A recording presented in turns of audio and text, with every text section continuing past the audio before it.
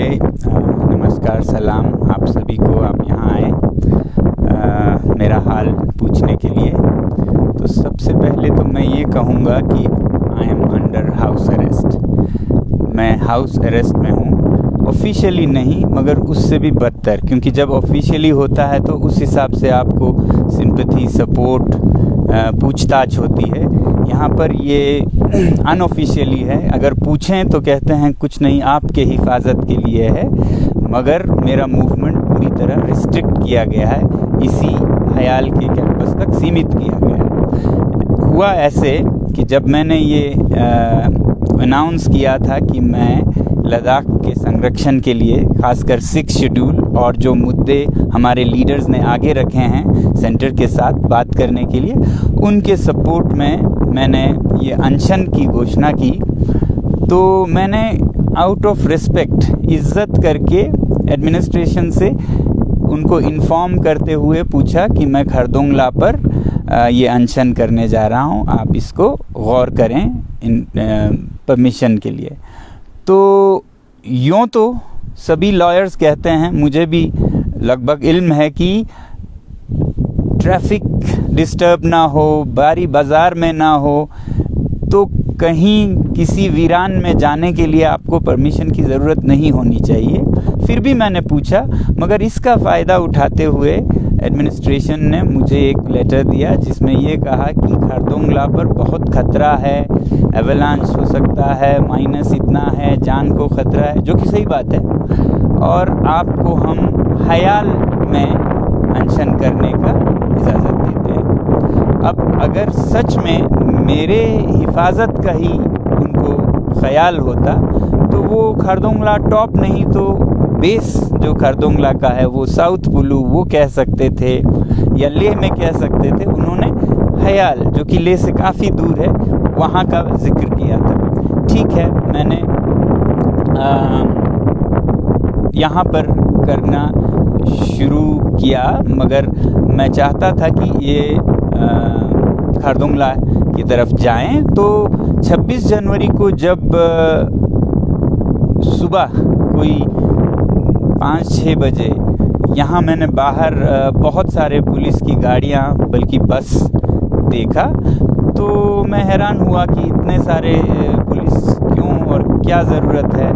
पहले तो ऐसे ही देखता रहा, फिर दिन में बीच में मैंने उनसे पूछा कि क्या मुझे रिस्ट्रिक्ट किया जा रहा है या आप किस लिए तैनात किए गए हैं। तो उन्होंने कहा नहीं, ऐसा कुछ नहीं है, ये तो आप अनशन कर रहे हैं तो आपके सेफ्टी के लिए है। तो मेरे सेफ्टी के लिए इतना तो ज़रूरत नहीं होना चाहिए। फिर भी मैंने उसे ज़्यादा नहीं समझा। फिर मैंने ख़ास कर एक SHO साहब को फ़ोन करवाया कि ये क्लियरली हमें बताइए कि ये क्या हाउस अरेस्ट है या कोई और रिस्ट्रिक्शन है या क्या है। तो उन्होंने बहुत क्लियरली कहा है, नहीं, आपका मूवमेंट रिस्ट्रिक्शन के लिए नहीं है।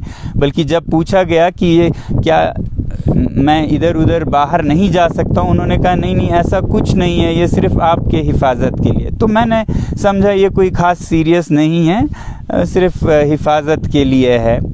तो खरदोंगला पर जाना मैं समझ सकता हूँ उन्हें रिस्की लगे, मगर लेह में जाना तो कोई रिस्क नहीं है। वो भी खरदोंगला के लिए ना भी जाएं तो इस पे रिस्ट्रिक्शन नहीं होनी चाहिए, क्योंकि मेरा फ्रीडम ऑफ मूवमेंट जो आर्टिकल 19 देता है वो मिलना चाहिए।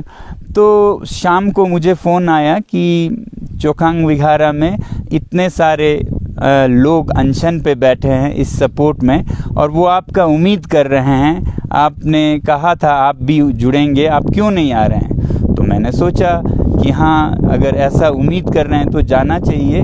और जब पूछा गया था तो बताया गया था कि आपके मूवमेंट्स पर कोई रिस्ट्रिक्शन नहीं है, ये सिर्फ मेरे हिफाजत के लिए। तो मैं लेह में चोखांग में गया, वहाँ कोई 2 घंटा सबके साथ पूजा में बैठा, और वहाँ से आप लोगों से मैंने एक लाइव भी वो किया कि यहाँ पर इतने लोग इस तरह से अनशन पे हैं, इसका मैं शुक्रगुजार करता हूँ वगैरह। तो उसके बाद जब वो ख़त्म हुआ और लोग कोई रात के 9 बजे बाहर निकले अपने अपने घर, जब सब चले गए तो मैंने ये कहा कि मैं खारदुंगला की तरफ तो जाऊंगा मगर लेह से शुरू करूंगा। तो वहाँ पर 5-6 पुलिस के अधिकारी आए और बहुत परेशान थे वो कि आप वहाँ से चले गए, अब हमारे नौकरी को बहुत ख़तरा है, हम पर बहुत प्रेशर है कि आप वहाँ से। मैंने कहा मुझे तो ये कहा था कि मेरे मूवमेंट पे कोई रिस्ट्रिक्शन नहीं है, आपने खारदुंगला जाने से मुझे मना किया क्योंकि वहाँ पे ये है। तो मैं अभी तो खारदुंगला नहीं जा रहा हूँ, वो तो ब्लॉक्ड है। उस दिन खारदुंगला कल ब्लॉक्ड था। तो वो इतने प्रेशर में थे कि वो मुझे ज़बरदस्ती खींच के लेने लगे। और हालांकि मेरा उनके साथ हमदर्दी है, बल्कि मुझे दुख है कि पुलिस के लोग बीच में फंस रहे हैं, क्योंकि ऊपर से उन पे इतना प्रेशर है कि किसी भी तरह मुझे यहाँ रिस्ट्रिक्ट किया जाए। तो मैं यहाँ पर 2 चीज़ों से बहुत हैरान हूँ कि चोखंग विहारा जैसे एक धर्मस्थल, रिलीजियस प्लेस का सैंक्टिटी वायलेट करते हुए पुलिस वहाँ आई और मुझे खींच के लेने लगे। जब गाड़ी के लिए गेट का ताला बंद था तो वो ज़बरदस्ती मेरे विल के ख़िलाफ़, क्योंकि मैं कह रहा था कि गाड़ी से मैं इज़्ज़त से जाना चाहूँगा, आपके साथ कोऑपरेट करूँगा, आप गेट खुलवाइए, तो वो दीवार से मुझे उठाकर मतलब दूसरी तरफ किसी तरह 5-10 लोग उठाकर ज़बरदस्ती से ले गए। तो मुझे बहुत हैरानी होती है कि ऐसी हिफाजत जिसमें शायद हिफाजत में ही मेरी जान चली जाती, ज़्यादा उसके इम्कानात था कि उस हिफाजत में ही मेरी जान चली जाती। तो ऐसा हिफाजत देने की इतनी मतलब रहर या क्या कहते हैं जुनून क्यों है हमारे एडमिनिस्ट्रेशन में कि मुझे इतना हिफाजत से रखें कि उसके लिए चाहे किसी की जान लेनी पड़े या मेरी ही सही। तो वो किसी तरह मुझे गाड़ी में बिठा के यहाँ रात को लाए हयाल में ही, और मैंने कोऑपरेट किया उनके साथ। मुझे अच्छे से उन्होंने सुलूक किया, इसका मुझे कोई शिकायत नहीं, मगर उन पर प्रेशर इतना था कि मेरा खारदुंगला जाना वो किसी भी तरह रेस्ट्रिक्ट करे, मुझे सिर्फ हयाल में ही महदूद करे, सीमित करे। तो ये 2 बातें मुझे बहुत बुरा लगा कि एक तरफ उन्होंने मतलब हर तरह का हथकंडा वो यूज़ करने लगे कि एक तरफ मेरे 2 साथी जो यहाँ मेरे असिस्टेंट्स हैं मीडिया के, उनको उन्होंने इंटरोगेट करके उन पर चार्जेस बनाने शुरू किए कि आपने ये किया, वो किया, प्रोपेगेंडा मटेरियल ये किया। तो उनका करियर ख़राब करने के लिए उन पर शीट्स बनाने लगे। दूसरी तरफ वहाँ पर चोखंग में हमारे स्कूल में जो 2 वॉलंटियर्स थे बाहर देश के, यूरोप के, तो उनको वो पकड़ के ले गए पुलिस थाने, उन पर एफआईआर करने लगे।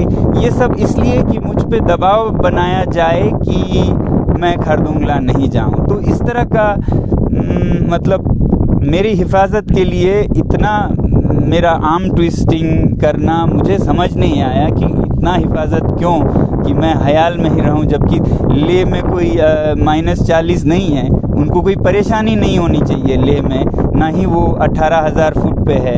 तो यहाँ ही रहना क्यों, मतलब लेह से दूर यहाँ ही रिस्ट्रिक्ट करना मेरे हिफाजत के लिए क्यों वो ज़रूरी है, वरना तो साउथ पुलू भी हो सकता है। मैंने उनसे मांग भी की थी कि टॉप नहीं तो साउथ पुलू में, मगर यहाँ पे रिस्ट्रिक्ट किया गया। और उसके लिए जैसा मैं कह रहा था, एक तरफ मेरे असिस्टेंट्स को केस करने लगे, दूसरी तरफ जो टूरिस्ट वॉलंटियर्स हैं जो बच्चों को पढ़ाते हैं उन पर केस करने लगे कि आप पढ़ाते क्यों हो, आप टूरिस्ट हो, आपका वीज़ा वायलेट होता है। यहाँ हर तरह के वॉलंटियर्स आप लोगों को पता है आते हैं, बच्चों को पढ़ाते हैं। वॉलंटूरिज़म करके वॉलंटियरी वर्क एज टूरिस्ट तो बहुत अच्छा माना जाता है। तो उन पर दबाव डाला गया और फिर मुझसे वो कहने लगे कि आप ये खारदुंगला नहीं जाएंगे, यहाँ जाएंगे, यहीं रहेंगे, ऐसा साइन कीजिए। और मैंने देखा कि इन बच्चों का करियर ख़राब कर रहे हैं, इन वॉलंटियर्स का शायद वो वीज़ा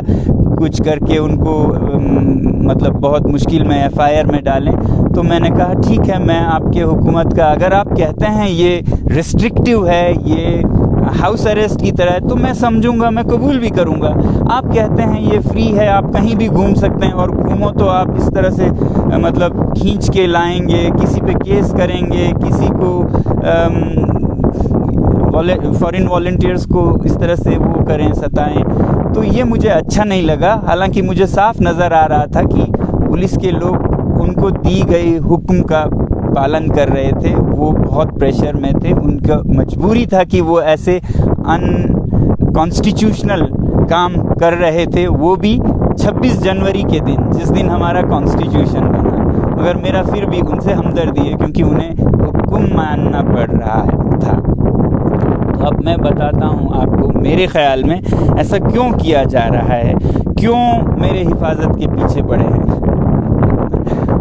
तो मुझे इसमें प्लान ये लगता है कि हमारी जो यूटी एडमिनिस्ट्रेशन है, उनको ये डर है कि अगर मैं खारदुंगला पे जाके अनशन करूं तो हिफाजत मेरी नहीं, उनको अपनी हिफाजत का डर है कि ये बातें इतना हाईलाइट हो जाएगा, जो उनका नाकामयाबी है यूटी का पिछले 3 सालों में, हर चीज़ जो दरम बरम है, चाहे वो एम्प्लॉयमेंट हो, चाहे पॉलिसीज़ जो नहीं बने हों, चाहे फ़ंड एलोकेशन हो, फंड लैब्स होना, लोगों के हर तरफ मुसीबतें हैं। ये एक बनाना रिपब्लिक बन गया है। मेरे ख्याल से भारत के लिए ये शर्म की बात है कि यहाँ रिपब्लिक डे के दिन इस तरह से कॉन्स्टिट्यूशन का मजाक उड़ाया जा रहा है। तो वो इसलिए किया जा रहा है कि वो खारदुंगला के हाइट से बहुत हाईलाइट हो जा सकता है लद्दाख के मसले।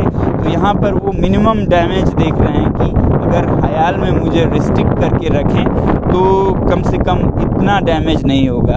अभी मैं ये देख रहा था मनमानी, मतलब जो कोई कानून नहीं है उस टाइप की चीज़ें, जैसे यहाँ पर कुछ जर्नलिस्ट आए इंडिया टुडे से, तो उनको कहा गया कि आप 30 मिनट से ज़्यादा नहीं रुक सकते, वहाँ बाहर नाम लिख के 30 मिनट का लिमिट दे गया। अब ऐसा कोई कहीं नहीं होता है जब किसी फ्री सिटीज़न को जर्नलिस्ट कितने देर मिले और वो वापस चले गए, क्योंकि 30 मिनट में कुछ नहीं होने वाला था। तो इस तरह के कोई जो कॉन्स्टिट्यूशन नहीं है, कोई इसका बेस नहीं है, ये मेरी समझ में नहीं आ रहा है कि किस तरह से वो मेरे हिफाजत का फिक्र कर रहे हैं। तो आपने तो देखा ही होगा पिछले 3 सालों में किस तरह के मनमानियाँ हुए हैं। कहीं किसी का FIR निकल रहा है, कोई जर्नलिस्ट जून तक कहे या किसी सोशल मीडिया पे कुछ प्रूव करे तो FIR निकाल दिया। एक हमारे दोस्त का तो ये कहने पर कि तेल महंगा हो गया या ऐसा कुछ, FIR निकाल दिया। FIR निकाल दिया। वो हैरानी की बात आप समझेंगे, उससे भी हैरानी की बात, जब उसने रेजिस्ट किया, उसने पूरा अपना जोर लगा के वो किया, ना सिर्फ उसका FIR डिसॉल्व हो गया हवा में, बल्कि उनको स्टेट अवार्ड दिया। अब सोचिए, ये बनाना रिपब्लिक नहीं तो क्या है? कहीं आप FIR कर दो, ना बने तो अवार्ड दे दो। मेरे ख्याल से वो बिल्कुल अवार्ड के काबिल थे, मगर उनको भी ज़बान बंद करने के लिए FIR निकाला। जब वो झुके नहीं तो इस तरह से वो कर लिया। तो इस तरह का चल रहा है हमारा लद्दाख इन दिनों। अभी मैंने सुना NDS स्टेडियम में कुछ बच्चों ने 6 शेड्यूल चिल्लाया और उनको पुलिस पकड़ के ले गए। 3 बच्चों को, मुझे नहीं पता FIR हुआ, मगर मैं समझ नहीं पा रहा हूँ 6 शेड्यूल कैसे क्राइम हुआ। जय हिंद कहे तो आप नहीं FIR करेंगे, 6 शेड्यूल कहे तो क्या क्राइम है उसमें? 6 शेड्यूल अगर कहते हैं, ये तो ऐसा एक मसला है जिस पे हर पार्टी राजी है। बीजेपी का तो ये टॉप इलेक्शन मैनिफेस्टो है, बाकी सारे पार्टीज है। तो कल कोई पूछ रहे थे आपका ये मुद्दा पॉलिटिकल नहीं है 6 शेड्यूल। मैंने कहा कौन सी पॉलिटिकल पार्टी है जो इसके फेवर में नहीं है? ये तो बिल्कुल ही नहीं है। तो इस जैसे 6 शेड्यूल पुकारने पे ही अगर आपको पुलिस पकड़ के ले जाए तो ये एक डिक्टेटोरियल स्टेट बन गया है। अभी जो हमारा यूटी है, जो विदाउट लेजिस्लेशन है, उसके वजह से एक डिक्टेटर का यहाँ हुकूमत हो रहा है। और जायज़ है कि जाहिर है कि ऐसे में लोग फुल स्टेटहुड मांग करेंगे, क्योंकि जिस तरह से चल रहा है उसके हमने हालात देख लिए हैं कि ये किसी को भी जेल में डाल दो, FIR कर दो, किसी को अवार्ड दे दो, कोई सिस्टम है ही नहीं। It's a total failure. और उसी को छुपाने के लिए वो किसी भी हालत में मुझे यहीं हयाल तक महदूद रखना चाहते हैं, ताकि हमारी आवाज़ देश और दुनिया तक नहीं पहुंच पाए। तो मैं आपके मीडिया के ज़रिए ये कहना चाहूँगा कि हम ऐसे चीज़ों से डरे नहीं। और एकजुट आवाज़ उठाएं। हमारा देश एक महान देश है जहाँ पर लॉ एंड ऑर्डर है, कॉन्स्टिट्यूशन है। ये एक बनाना रिपब्लिक नहीं है जो कि लद्दाख को बना दिया गया है। इसी वजह से लोग मजबूर होकर ये कहने पे मजबूर हैं कि इससे पहले तो J&K में बेहतर था। अब ऐसा हालत अगर इस तरह से हमारा सिस्टम चले तो फिर ऐसा ही कहेंगे। बल्कि तो मुझे तो डर है कि कहीं इतना फ्रस्ट्रेशन अगर यूथ में आए, हर जगह उन पे मनमानी, कहीं केस कहीं FIR हो, तो यहाँ भी फिर एलियनेशन की भावना हो सकती है जो कि बाद में एंटी नेशनल भी हो सकता है। ऐसे जगह जहाँ इतने पेट्रियोटिक हैं लद्दाख के लोग, तो ये बहुत ख़तरनाक रास्ते पे इस यूटी लद्दाख को ले जाया जा रहा है। मेरी गुजारिश है कि अभी भी हम इस सिस्टम को ठीक करें, लद्दाख के लोगों को लद्दाख की आवाज़ और लद्दाख के ख्वाहिशों के मुताबिक चलाने का मौका मिले और लद्दाख को लेजिस्लेचर या स्टेटहुड मिलने की ज़रूरत है, क्योंकि वो यहाँ के लीडर्स चलाएंगे। अभी तो कोई एक चला रहा है, वो भी लोकल नहीं है, तो उन्हें समझ नहीं आएगा क्या लद्दाख है, और जब समझ आएगा वो आगे चले जाएंगे। ऐसी हालात में लद्दाख का भला नहीं हो सकता है। ये यूटी अभी इफ़ेक्टिव नहीं है। मैं इसी के साथ ये कहूँगा कि फिर दोबारा मैं सबका आह्वान करता हूँ, लद्दाख के लोगों का ही नहीं, पूरे देश का और दुनिया का, कि लद्दाख को संरक्षण देने में वो आगे आएँ, हेल्प करें और प्राइम मिनिस्टर साहब तक ये आवाज़ पहुँचाएँ, ताकि हमारे जो लीडर्स हैं उनको वो जल्द से जल्द बुलाएं और उनके साथ डिस्कशन करें इन मुद्दों पर जो उन्होंने पेश किए हैं 6 शेड्यूल पर। और जैसा मैं कह रहा था, इन हालात को देखते हुए यूटी विद लेजिस्लेचर या फुल स्टेटहुड की बहुत ज़रूरत है, वरना ये एक डिक्टेटोरियल स्टेट होके, मतलब रिग्रेस होके 50 साल पहले जा रहा है लद्दाख। अब तरक्की से ज़्यादा ये नीचे गिर रहा है। मैं इतना ही कहूँगा। शुक्रिया आप सभी का। सर, आपको लद्दाख की हर जगह से, जैसे ज़ांस्कर मान लीजिए, ईद-उल-फ़ितर हो या रिलीजियस हो, सबका सपोर्ट मिल रहा है, जो फारसी पे कई लोग बर्फ़ में भी सोया, तो क्या कहेंगे? मैं बहुत टच्ड हूँ, बहुत मुतासिर हूँ कि लद्दाख के लोग इस तरह से आगे आके आवाज़ दे रहे हैं, अनशन कर रहे हैं खुद आगे आके, वो भी बिना किसी फ़र्क इख्तिलाफ़ के। मतलब मुस्लिम्स कर रहे हैं, बुद्धिस्ट कर रहे हैं, क्रिश्चियंस कर रहे हैं, और पॉलिटिकल पार्टीज़ से अक्रॉस जाके मैं ये देख के तो बहुत हैरान हुआ कि लोग वहाँ बर्फ़ में सो रहे हैं, कोई पहाड़ों के चोटियों में सो रहे हैं। अगर ये आवाज़ भी सरकार ना सुने तो फिर वो सरकार डेमोक्रेटिक नहीं है, जहाँ पर people's voice is not heard. तो मैं उन सब का बहुत बहुत धन्यवाद कहता हूँ, और हमें अपनी आवाज़ उठाने में डर नहीं लगना चाहिए। अगर हम डर के चुप रहेंगे, आपने सुना होगा जुल्म करना तो गुनाह है ही, मगर जुल्म सहना भी गुनाह है, और ये गुनाह को और बढ़ावा देगा। तो बहुत ज़रूरत है कि सबको आवाज़ उठाएं और बदलें इस हालात को।